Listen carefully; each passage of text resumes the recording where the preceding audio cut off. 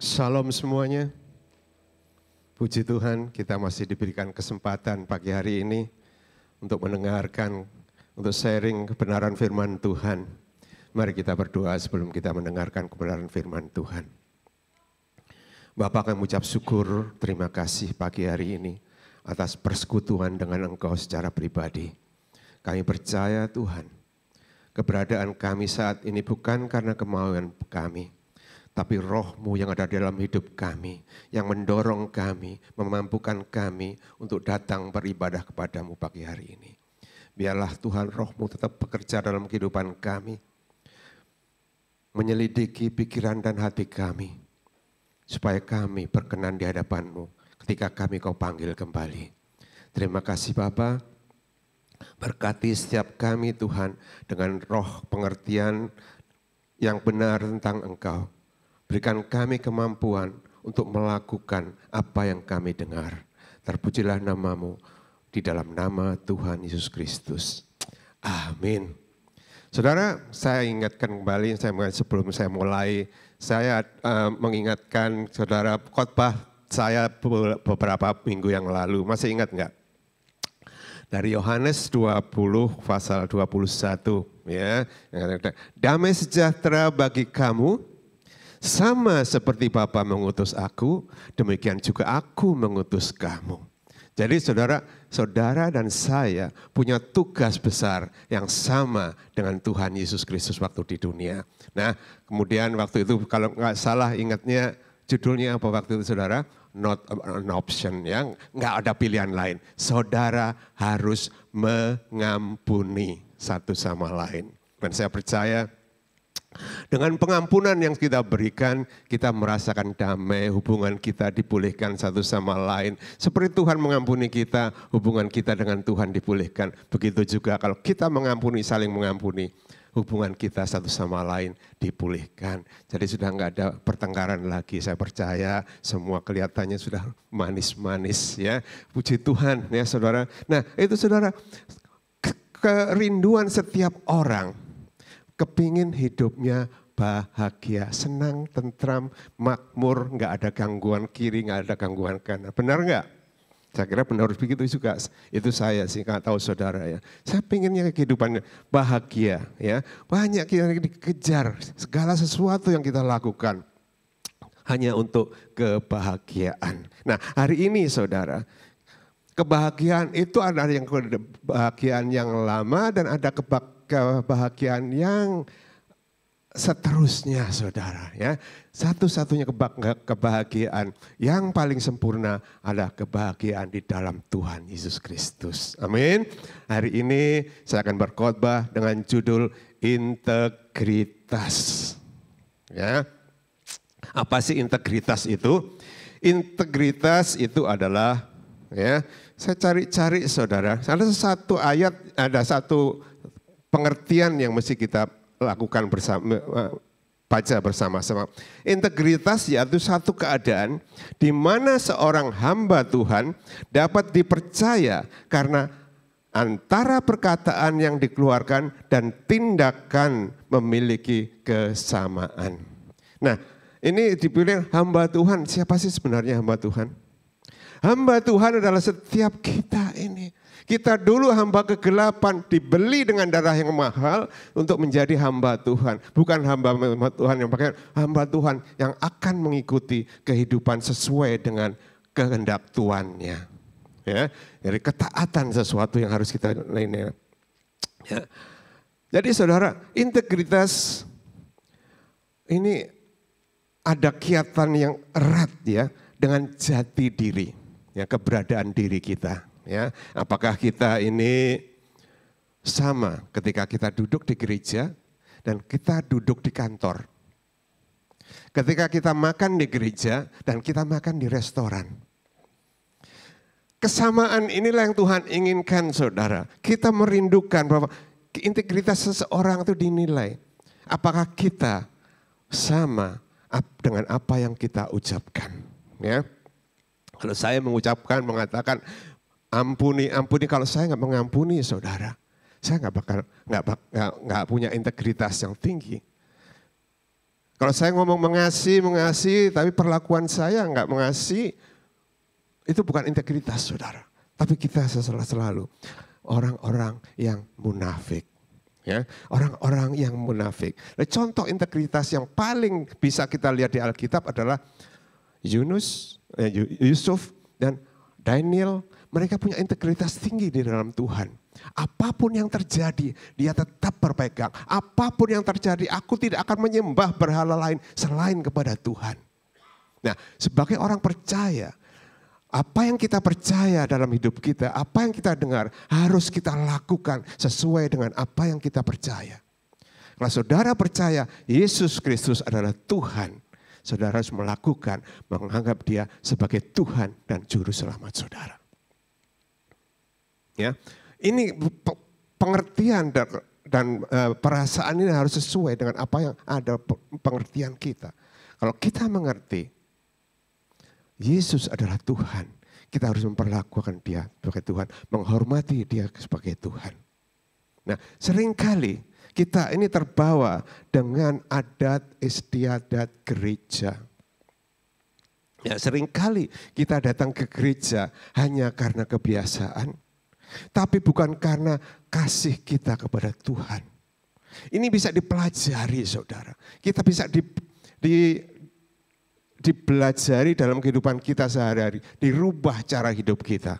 Kalau saudara sampai saat ini masih datang ke gereja hanya karena supaya ada di gereja, supaya diberkati Tuhan, itu masih belum lengkap, saudara. Karena kita menghadapi Tuhan di atas segala Tuhan yang pencipta langit dan bumi. Kita datang, kita sudah dikasihi Tuhan dan kita harus kembali mengasihi dia. Jadi apapun yang kita lakukan untuk Tuhan, bukan untuk manusia. Jadi kalau saudara melayani, kalau saya pun di sini melayani, saya berkhotbah di sini karena tidak mengasihi Tuhan, nggak ada artinya, saudara. Tapi saya mencoba memperbaiki kehidupan saya setiap kali saya berdiri di sini, bukan karena apa-apa, bukan karena tugas saya, bukan karena jabatan, bukan karena jadwal yang diberikan, tetapi karena saya mengasihi Tuhan dan saya mau membagikan apa yang Tuhan sudah berikan dalam hidup saya.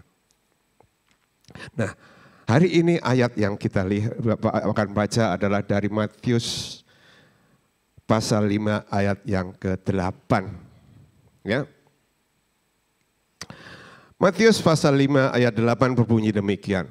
Berbahagialah orang yang suci hatinya, karena mereka akan melihat Allah. Ya. Blessed are the pure in heart, for they will see God. Nah, suci hatinya di sini bahasa menurut yang saya mengerti di sini itu adalah sesuatu yang menunjukkan kepada kemurnian. Bahasa Inggrisnya lebih jelas pure in heart, murni, saudara. Murni, nggak ada campuran. Apa yang paling murni apa ya? Di sini yang paling murni, yang paling bisa dibuat contoh adalah emas. Emas yang murni, saudara, ya, itu melalui tempaan-tempaan sehingga dia bisa murni. Kalau emas yang murni, kalau sudah emas sudah jadi murni, saudara, dicampur apapun nggak bisa karena emasnya sudah murni. Ya. Jadi murni ini adalah sesuatu yang ada di dalam kepribadian kita. Jadi kebahagiaan kita sebagai orang yang percaya kalau hati kita suci, hati kita murni, tanpa topeng, saudara. Ya, tanpa topeng. Makanya saya cuma, apakah kita sama ketika kita berada di gereja dan di luar sana, duduk di meja kantor sana? Apakah kita memperlakukan teman-teman kita, saudara-saudara kita di gereja sama dengan teman-teman sepekerja kita? Itulah, saudara. Jadi kita hanya punya satu standar kemurnian, standarnya Tuhan. Ya. Saudara, kenapa, saudara? Kemurnian ini, karena melalui kemurnian hati, kemurnian hati ini kita akan menemukan Tuhan, bertemu dengan Tuhan. Ya, dikatakan kamu akan melihat Allah berarti melihat, bukan jauh sana, melihat berarti satu dekat. Ya, di bahasa Inggrisnya they will see the Lord. Kalau kita bilang kok ke orang-orang teman-teman kita, see you later, berarti kita akan bertemu ya. Bukan hanya melihat, tapi bertemu. Jadi orang-orang yang suci hatinya akan bertemu dengan Tuhan. Ya, akan bertemu dengan Tuhan. Jadi arti kata suci berarti bersih. Secara fisik itu murni, memiliki tidak kotor, bebas dari kotoran, bersih. Tanpa noda, bebas dari pemalsuan, saudara. Bebas dari pemalsuan, asli, murni. Sekarang banyak tas-tas KW, kacamata KW, semua KW, HP juga KW, saudara. Harus yang murni, yang asli hanya dari Tuhan. Makanya saudara, waktu Tuhan katakan, damai sejahtera bagimu. Dihembuskan rohnya kepada saudara. Supaya kita roh Tuhan tinggal dalam hati kita. Sebagai manusia kita tidak pernah bisa menjadi murni kudus di hadapan Tuhan. Selain roh Tuhan sendiri yang mengubah kita untuk menjadi kita kudus dan berkenan di hadapan Tuhan. Ya. Seringkali saudara kita kalau bicara tentang hati. Hati ini mencakup pikiran, perasaan, dan kemauan. Kalau Alkitab mengatakan hati, itu mencakup pikiran, perasaan, dan kemauan kita. Jadi 3 hal ini adalah sinkron menjadi satu, saudara, supaya kita menjadi murni. Ya, murni. Kenapa, saudara? Supaya kita ini benar-benar ketemu sama Dia, bertemu dengan Dia. Kalau hati kita murni. Ya. Nah, saudara, saya lihat begini. Ketika Roh Kudus menuntun kita pergi ke gereja, kita mendengar firman Tuhan, pulang ke rumah, pasang YouTube dengerin khotbah, itu masih di pikiran saudara. Perasaannya masih belum. Saudara datang ke gereja, pikiran sudah di gereja, perasaan masih belum, kemauan masih belum. Kemauannya masih belum ada di gereja. Buktinya duduk di kursi gereja, pikirannya ke restoran nanti siang makan apa. Saudara, ketika kita menghadap Tuhan, kemurnian yang dari pikiran, perasaan, dan kemauan kita menjadi satu bagian supaya kita datang di hadapan Tuhan dengan kemurnian yang Tuhan berikan dalam hidup kita. Kita semua mampu. Kenapa? Karena roh Tuhan yang memampukan kita. Pilihannya tinggal saudara mau apa enggak. Pertanyaannya bukan kita enggak mampu, tapi kita ini tidak mau. Tidak mau mengorbankan sesuatu, tidak mau mengorbankan waktu untuk berubah, untuk mempunyai kemurnian hati. Ya, saya punya teman saudara. Kalau sudah jam 12 perutnya lapar, dia ngamuk saudara. Walaupun diajak ke restoran, pelayan restoran itu marah-marahin sama dia. Kenapa? Karena masih didorong oleh keinginan karena keraguannya. Kemauannya dia nggak bisa kontrol. Saudara, kemauan ini bisa dikontrol ketika pikiran kita dipenuhi dengan firman Tuhan. Dan perasaan kita didorong oleh Roh Kudus dengan kemauannya. Dorongan Roh Kudus adalah dorongan kasih, dorongan mengampuni, dorongan menerima satu sama lain. Itulah dorongan Roh Kudus. Seringkali kita menerima, mengerti dalam pikiran kita, tapi perasaan kita masih terbagi-bagi. Kalau ada teman-teman yang masih kurang sempurna, diolok-olok, diomongin ke sana kemari, saudara. Itu bukan perasaan dari Tuhan. Hendaklah pikiranmu sepadan dengan pikiran Kristus. Perasaan ini harus dijalan setara dengan Kristus. Kristus Yesus menerima setiap kita, bahkan di dalam keadaan kita dosa, dia terima saudara dan saya seperti apa adanya. Mengapa kita nggak mau? Karena perasaan kita masih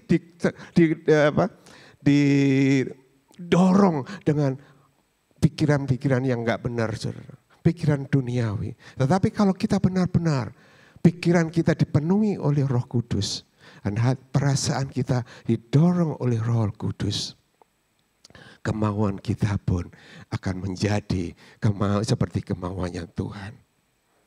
Seringkali di dalam gereja kita nggak tahu Tuhan itu maunya apa sih dalam hidup saya. Gampang kok sebenarnya. Kemauan Tuhan seringkali kita bersukacitalah senantiasa. Sudahlah bersukacita. Tapi kenapa masih banyak orang-orang nggak bersukacita? Mengerti untuk bersukacita senantiasa, perasaan masih belum mau. Karena keadaan kiri kanan. Kena udara dingin langsung komplain, udara panas komplain. Aduh dingin benar hari ini, memangnya winter mau diapain? Saudara teriak-teriak kemana Pak, tetap aja. Saudara demo lah ke Opera House sana. Dinginnya nggak akan berubah saudara. Nggak ada guna, seringkali kita melakukan hal-hal yang sia-sia dalam kehidupan kita. Pikiran dan perasaan kita nggak dipenuhi dengan damai sejahtera yang dari Tuhan. Kalau Tuhan katakan damai sejahteraku aku berikan kepadamu, berarti sudah ada bukan? Sudah ada, pikiran saya ada, tapi perasaan kita masih belum menerima. Karena perasaan kita masih dipenuhi dengan keberadaan dunia yang kita hidupi. Adat istiadat kita yang membawa kita gak mau menerima kebenaran firman Tuhan. Tidak mau berjalan di dalam kebenaran firman Tuhan. Saudara harus sadar. Kalau kita suci, ada ketulusan dalam hati kita. Tulus melakukan sesuatu tulus. Dicaci maki enggak apa-apa. Karena aku lakukan ini untuk Tuhan. Lakukanlah semua untuk Tuhan, bukan untuk manusia. Saudara, mungkin saudara katakan, oh enak aja ngomong di panggung. Saudara pernah enggak berdiri di sini, terus ada dengar berita dicela sama orang, saya sudah makan banyak sekali saudara. Diolok sana, nggak apa-apa, saya lakukan dengan ketulusan, saya lakukan dengan sukarela, saya mengampuni mereka yang mengolok-olok. Saudara, kadang-kadang hidup kita ini dipengaruhi dari keadaan sekeliling kita lebih banyak daripada dipengaruhi oleh firman yang kita mengerti dalam pikiran kita.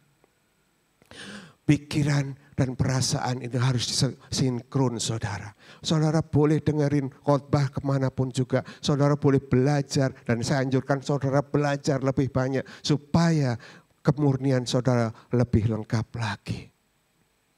Ya, pengertian dan perasaan harus dijalankan. Kalau itu sudah pasti kemauan kita akan seperti kemauan kebenaran firman Tuhan. Kita harus yakin. Di dalam hidup ini, kalau saudara dan saya sudah menerima hati yang baru yang dari Tuhan. Di dalam ayatnya, Yesekiel pasal 36 ayat 26 begini. Kamu akan kuberikan hati yang baru dan roh yang baru dalam batinmu. Dan aku akan menjauhkan dari tubuhmu hati yang keras. Dan kuberikan kepadamu hati yang taat. Jadi saudara, yang di dalam hidup kita, ketika roh Tuhan ada di dalam hidup kita, kita sudah dikaruniakan, kita sudah diberikan. Hal-hal ini sudah menjadi milik kita. Sudah ada di dalam hidup kita. Hati yang baru, batin yang baru, bukan yang lama. Yang lama sudah berlalu, yang baru sudah datang. Nah inilah salah satunya, hati yang baru sudah ada dalam hidup kita. Hati yang baru, hati yang taat, taat akan kebenaran firman Tuhan. Yang selalu mentaati dan mendahulukan firman Tuhan lebih dari segalanya. Jadi saudara, ini kalau kita melihat bahwa kehidupan kita ini perlu integritas. Kenapa? Integritas itu sangat penting dalam kehidupan kita. Integritas adalah merasa tanggung jawab, melakukan dengan apa yang segenap hati. Bertanggung jawab, apa yang kita katakan itu yang kita lakukan. Saudara kalau bisa mempunyai integritas demikian, kemanapun saudara pergi, saudara akan dihargai orang. Bayangkan kalau ada orang yang suka komplain. Ini ada ini ngomel, kasih ini ngomel. Siapa yang suka berteman sama orang yang suka ngomel? Nggak ada. Nggak ada saudara. Tapi kalau kita melihat orang ini janji jam 11 tepat dia sudah datang. Seneng nggak? Seneng sekali. Tapi banyak juga orang yang suka mengulur-ngulur waktu. Janji jam 11 datangnya jam 11.05, 11.05, 11.30. Kadang jam 12 baru. Oh sorry ada alasan. Segala macam alasan bisa kita pakai saudara. Tergantung bagaimana cara kita ngomongnya saja. Tapi ketulusan hati inilah mendahulukan yang lain lebih dari segalanya. Itulah Tuhan kita. Integritas Tuhan Yesus, dia mendahulukan saudara lebih dari segalanya. Dia tinggalkan dari surga ke dunia. Hanya itu enggak begitu penting. Yang penting kamu semua bagian saya. Yang penting kamu semua selamat. Yang penting manusia di surga, manusia di dunia ini diampuni dosanya. Jadi saudara, enggak ada rasa selfish dulu saudara. Tadi ada cerita-cerita, biasanya ini saudara, ciri-cirinya orang-orang yang selfish. Ciri-ciri, ada orang mementingkan diri sendiri. Lihat aja kalau sudah lagi makan bersama gitu saudara. Ya, lagi makan bersama. Lihat aja itu, orang yang selfish. Ya, dia akan mengambil lebih dahulu, lebih banyak dahulu, begitu selesai nggak dihabisin makanannya. Nah, itu orang yang selfish saudara. Nggak memikirkan orang yang ada di belakang. Kenapa saudara? Karena manusia secara jasmani, secara dunia manusia itu pingin segala sesuatu berlebihan dan free. Ya, kemarin itu saudara di New York ada huru-hara karena ada bagi-bagi hadiah saudara. Waduh saudara, karena free berapa ratus ribu orang itu menyerbu kota sehingga huru-hara terjadi. Polisi dilemparin batu, dilemparin kursi plastik, semua terjadi huru-hara. Kenapa? Karena ada sesuatu yang free. Ya, saudara, sesuatu yang free dari Tuhan, gak ada yang mau datang. Hari ini keselamatan diberikan secara free. Gak ada yang mau datang saudara. Karena untuk datang menerima itu gampang saudara. Tapi tanggung jawab kita menerima keselamatan. Tanggung jawab adalah kita meninggalkan cara hidup kita yang lama. Menjadi manusia baru. Mempunyai hati yang baru. Hati yang tulus dan berkenan di hadapannya. Itulah yang Tuhan mau dalam kehidupan kita. Saudara, berapa lama sih kita hidup di dunia ini? Saya selalu ngomong teman saya aja ya. Dia saudara, kalau makan di restoran tuh cerewet sekali saudara. Kurang ini, kurang itu, kurang ini. Saya hanya menghibur dia. Ya, makanan di mulut 5 detik aja dibikin ribut. Berapa detik sih di mulut? Kunyah kalau orang Indonesia biasanya kunyahnya enggak 30 kali saudara. 1, 2, lap. 1, 2, lap. 5 detik. Bikin ributnya sampai berhari-hari saudara. Apa artinya? Itu kan sia-sia. Mari kita lihat. Kita ini adalah pembawa damai saudara. Kemanapun kita pergi, kita harus memberikan damai itu. Karena damai itu sudah ada dalam hidup kita. Ketaatan sudah ada dalam hidup kita. Saudara, pertanyaan sekali lagi. Apakah saudara sama ketika saudara bersama-sama dengan orang lain dan ketika saudara sendirian? Kalau saudara sendiri nggak ada apa-apa, saudara sama nggak dengan ada beberapa orang? Sama nggak diri kita? Kebanyakan ketika kita sendiri, kita melakukan hal-hal yang tidak pantas kita lakukan di hadapan orang lain. Seringkali ini manusia saudara. Bukan saya juga mengalami yang sama. Kenapa saya ngomong? Saya mengalami juga tuh. Saya tanyakan setiap hari. Saya berhadapan dengan saudara dan berhadapan waktu sendiri di rumah menghadapi komputer. Apakah saya sama? Integritas saya lagi dilihat. Benar-benar enggak? Aku ini mengasihi Tuhan. Benar-benar enggak aku mengasihi Tuhan lebih dari segalanya? Atau aku mengasihi yang lain dulu, lalu Tuhan yang kedua? Benar-benar enggak saya belajar tentang kebenaran firman Tuhan? Apakah hanya saya belajar hanya untuk tahu, untuk berdebat dengan orang? Enggak, saudara. Kita belajar firman Tuhan. Kita mendengarkan kebenaran firman Tuhan. Supaya hidup kita diubahkan sesuai dengan gambarannya. Sesuai dengan Kristus Yesus. Tujuan akhirnya ketemu Yesus Kristus. Saya percaya, usahakanlah damai sejahtera dengan setiap orang. Karena kalau enggak begitu, kita enggak akan bertemu dengan Tuhan.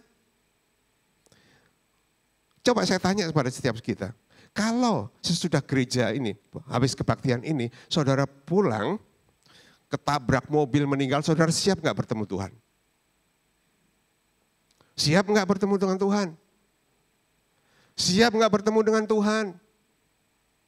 Saudara, untuk bertemu Tuhan kita harus punya murni, hati yang murni, tanggung jawab yang besar diberikan kepada kita.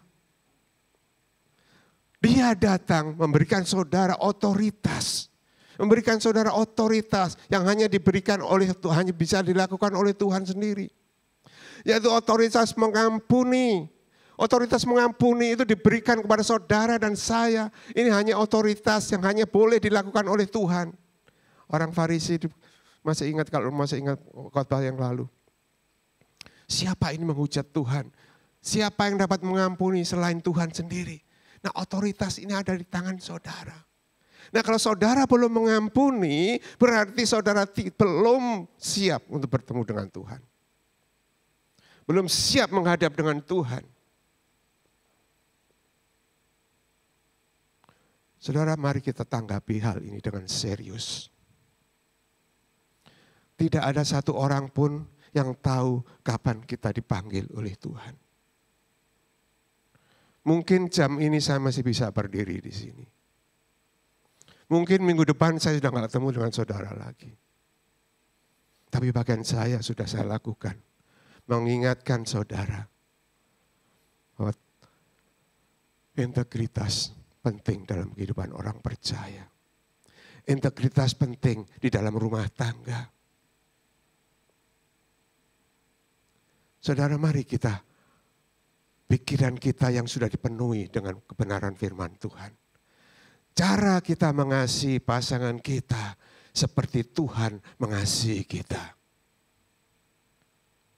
Cara kita memaafkan pasangan kita seperti Tuhan mengampuni. Tidak pernah disimpan lagi.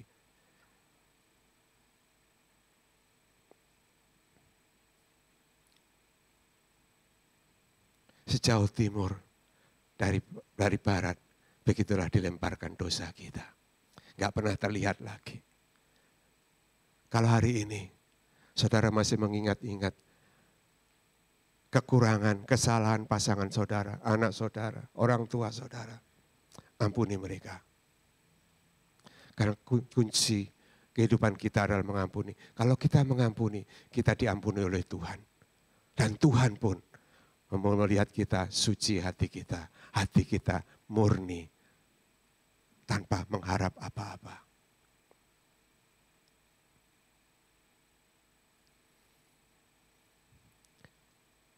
Saya percaya, saudara dan saya diselamatkan oleh Tuhan. Bukan hanya untuk menikmati hadirat Tuhan di dalam hidup kita. Tapi bagian kita untuk mengubah adat istiadat lama kita untuk dibarui menjadi adat istiadat Kristus Yesus dalam hidup kita. Sebenarnya saudara, kehidupan kekristenan itu simple, sederhana sekali. Kalau kita mau melakukannya tanpa apa-apa. Ya, di dalam Kisah Rasul 6:14 dikatakan demikian. Sebab kami telah mendengar dia mengatakan bahwa Yesus orang Nazaret itu akan merubuhkan tempat ini dan mengubah adat istiadat yang diwariskan oleh Musa kepada kita. Jadi adat istiadat Musa itu seringkali disalahgunakan oleh orang-orang Farisi, saudara. Orang-orang Farisi itu dikecam oleh Tuhan. Karena mereka hanya mengerti apa yang mereka ajarkan tidak sesuai dengan apa yang mereka lakukan. Mereka menghendaki orang lain melakukan sesuatu sedangkan dia sendiri nggak mau melakukan sesuatu. Adakah Farisi-Farisi dalam hidup kita yang tersembunyi sampai saat ini? Ketika saudara melihat satu pekerjaan di dalam gereja misalnya amplop ini jatuh, misalnya ini amplop jatuh. Siapa yang lihat dulu harusnya dia, oh saya harus melakukan itu. Tapi kita suruh orang untuk melakukannya. Tolong itu amplopnya jatuh. Padahal dia yang tahu lebih dulu kan, karena dia bisa ngomong berarti dia yang tahu. Nah inilah saudara kebiasaan-kebiasaan kita orang Farisi, adat istiadat kita. Adat istiadat lama kita. Seringkali kita mengharapkan orang lain melakukan sesuatu, tapi kita nggak mau melakukan sesuatu. Mungkin percaya, aku nggak mampu melakukan sesuatu. Tapi saudara, ini adalah mulai dari benih-benih Farisi dalam hidup kita. Benih-benih Farisi ada dalam hidup kita, tanpa kita sadari. Tetapi, kalau dengan tulus kita melakukannya, lihat ada barang nggak benar, kita datang dibetulin. Lihat barang datang lagi, dibetulin. Orang akan melihat. Dan biasanya kalau sudah ada orang melakukan gitu, yang lain pada berebut saudara. Yang lain pada berebut. Melihat, oh bagus juga ya dia gitu. Akhirnya orang lain semua melakukan hal yang sama saudara. Ingat, setiap kejadian yang kita lihat, yang kita rasakan, yang kita alami itu untuk kita secara pribadi, bukan buat orang lain. Kalau Tuhan berfirman ini kepada saya, ini buat saya. Tapi kalau benar firman yang dituliskan ini buat saya dan saudara. Tapi pesan Tuhan yang diberikan kepada saya itu buat saya pribadi supaya saya berubah, berkenan, sejalan dengan apa yang Tuhan mau dalam hidup saya. Saudara, seringkali kita percaya kepada nubuatan-nubuatan saudara. Sedangkan apa sih artinya nubuatan? Kalau kita bersama dengan Tuhan, segalanya ada dalam Dia. Dengan satu kata semua kejadian jadi, jadilah terang, semua terang itulah jadi. Gak ada artinya sebenarnya. Buat apa sih kita mengetahui ramalan-ramalan? Yang penting masa depan kita, masa depan pribadi kita. Pada ujung akhirnya ketika saya dipanggil Tuhan, aku bertemu dengan Tuhan. Karena aku memulai dengan hati yang murni, hati saya yang murni, tanpa topeng-topeng saudara. Kita bisa aja orang itu manusia itu paling pintar pakai topeng saudara. Paling pintar pakai topeng saudara. Di depan banyak di depan saya ngomongnya begini, di belakang saya ngocehnya kemana-mana saudara. Di sini nggak ada, nggak apa-apa. Nah saudara, untuk soal hati ini kita perlu waspada. Setiap saat waspada. Gangguan selalu ada dan gangguan selalu datang. Jagalah hatimu dengan segala kewaspadaan.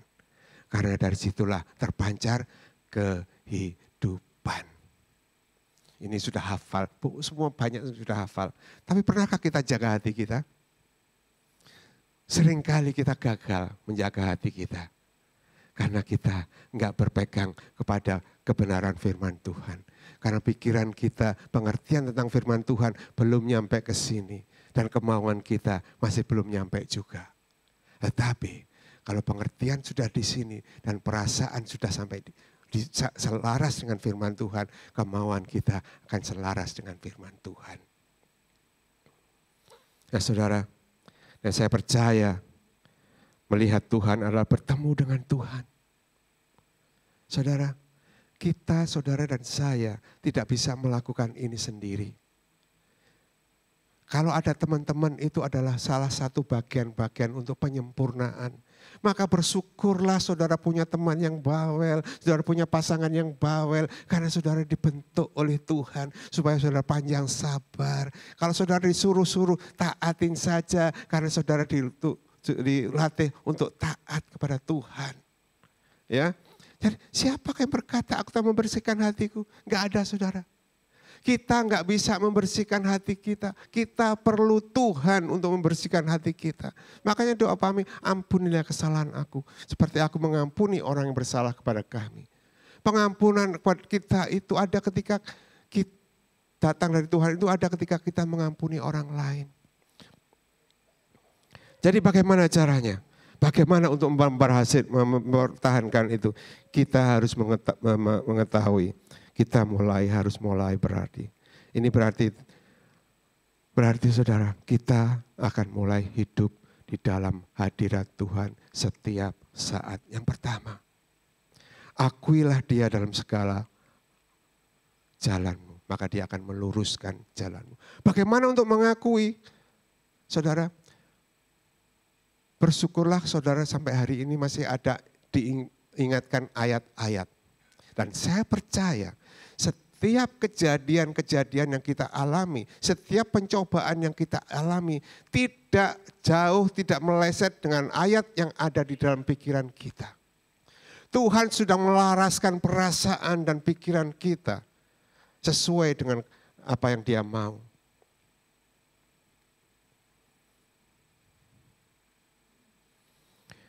Saudara, kalau kita benar-benar mau suci hati, orang yang suci hatinya, ya, ini ciri-cirinya orang yang suci hati.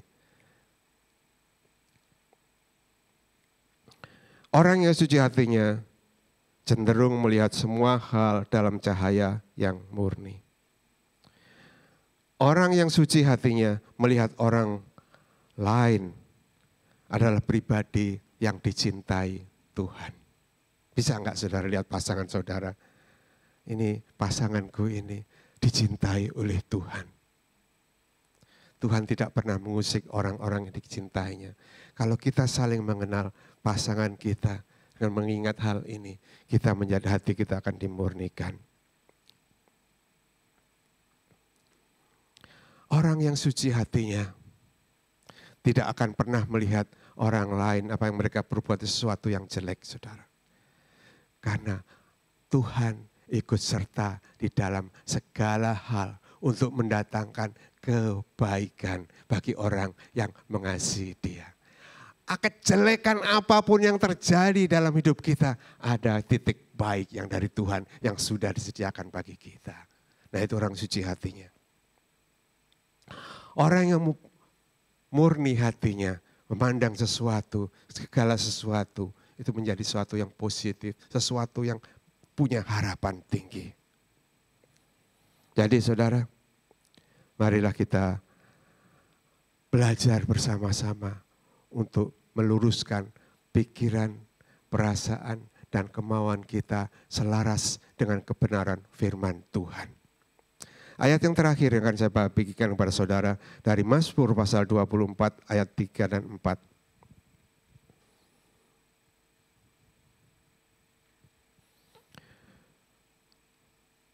Siapakah yang boleh naik ke atas gunung Tuhan? Siapakah yang boleh berdiri di tempatnya yang kudus? Orang yang bersih tangannya dan murni hatinya, yang tidak menyerahkan dirinya kepada penipuan, dan yang tidak bersumpah palsu. Saudara, tangan dan hati kita perlu murni. Jadi pergunakan tangan saudara bukan untuk menampar orang, tapi untuk memberkati orang. Tangan yang diberikan oleh Tuhan dengan hati yang murni, memberikan sesuatu kepada orang. Bukan hanya menerima sesuatu, tapi tangan ini diberikan untuk memberikan sesuatu. Saudara, pertanyaan terakhir buat kita semua. Yang harus kita ingat selalu dalam hidup kita sampai hari ini. Apakah aku sama Buat saya, apakah aku sama ketika aku berdiri di sini? Dengan ketika aku berdiri sendirian di rumah. Apakah aku sama ketika aku bersama pasanganku? Dan apa ketika aku sendirian? Pertanyaan inilah saudara yang harus kita lakukan. Pada akhirnya saudara, setiap daripada kita mempertanggungjawabkan hidup masing-masing di hadapan Tuhan. Saya nggak bisa membawa istri saya kepada Tuhan.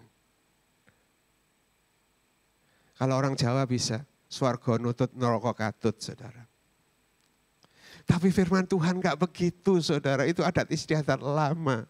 Ngerti nggak swarga nutut neraka katut? Nggak ngerti ya? Jadi kalau ke surga itu dia ikut. Ke neraka pun ikut gitu. Itu namanya peribahasa Jawa itu saudara ya. Swarga nunut neraka katut. Nah itu kan ke neraka ya ikut juga. Nggak begitu saudara. Tetapi kita saling melengkapi, saling belajar untuk mengasihi. Sampai sekarang saya masih belajar 49 tahun belajar mengasihi istri saya seperti Tuhan mengasihi saya.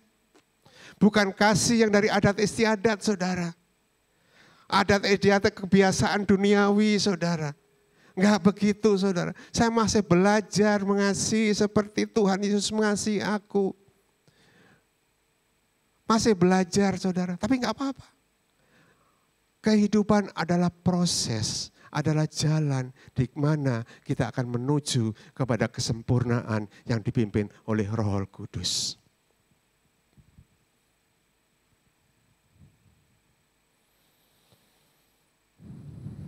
Akhirnya, mari saudara ambil komitmen.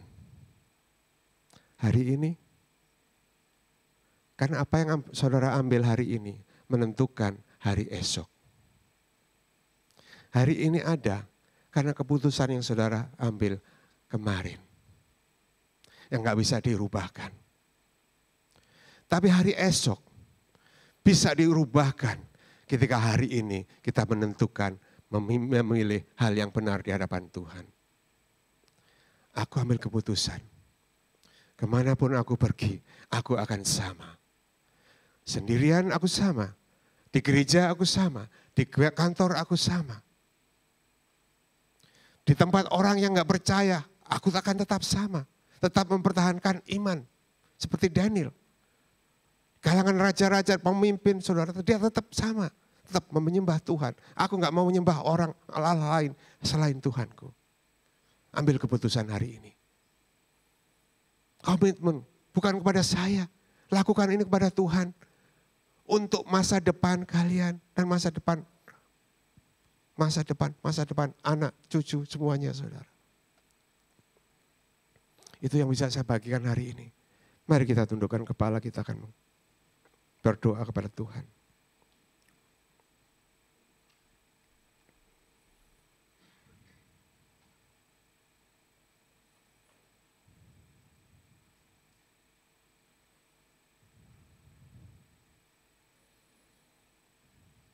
Bapak kami ucap syukur, terima kasih Tuhan.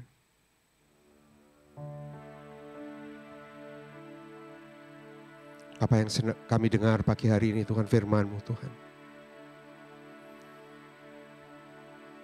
Berbahagialah orang yang suci hatinya. Karena dia akan melihat Tuhan. Karena mereka akan bertemu dengan Engkau Tuhan. Selidiki hati kami Tuhan. Kalau ada hal-hal yang tidak berkenan di hadapan-Mu ya Bapa. Melalui kuasa Roh Kudus-Mu Tuhan. Melalui kuasa Roh Kudus-Mu Tuhan, bawa kami Tuhan. Untuk berjalan di dalam kebenaran-Mu Tuhan. Kami rindu untuk bertemu dengan Engkau. Bersekutu dengan Engkau Tuhan. Tapi kami percaya Tuhan. Tanpa kekudusan kami tidak bisa bertemu dengan Engkau. Kami tidak bisa bertemu dengan Engkau Tuhan. Kuduskan kami ya Bapa. Melalui kuasa Roh-Mu, melalui kebenaran firman-Mu. Kuduskan kami ya Tuhan. Dengan ketaatan kami akan kebenaran firman-Mu. Kami tak mampu jalan sendiri Tuhan. Tapi kami hanya bisa mengandalkan kuasa Roh Kudus-Mu, Roh yang Kau percayakan dalam hidup kami ini Tuhan. Berikan kami Tuhan kemampuan untuk menyadari, menyikapi bahwa Roh-Mu ada dalam hidup kami. Apapun yang kami lakukan Tuhan, kami akan lakukan untuk-Mu Tuhan. Bukan kepada manusia, tapi kepada Engkau Tuhan. Biarlah hidup kami berkenan kepada-Mu Tuhan. Hari ini Tuhan, terimalah persembahan kami. Inilah tubuh kami Tuhan, menjadi persembahan yang hidup, kudus dan berkenan di hadapan-Mu. Ubah kami ya Bapa, sesuai dengan kehendak-Mu. Jadikan rencana-Mu dalam hidup kami Tuhan. Kami mau Tuhan, kami tak mampu tanpa kuasa Roh Kudus-Mu. Terima kasih ya Bapa, terpujilah nama-Mu, terpujilah Engkau Yesus Kristus Tuhan kami. Dalam nama Tuhan Yesus Kristus. Amin.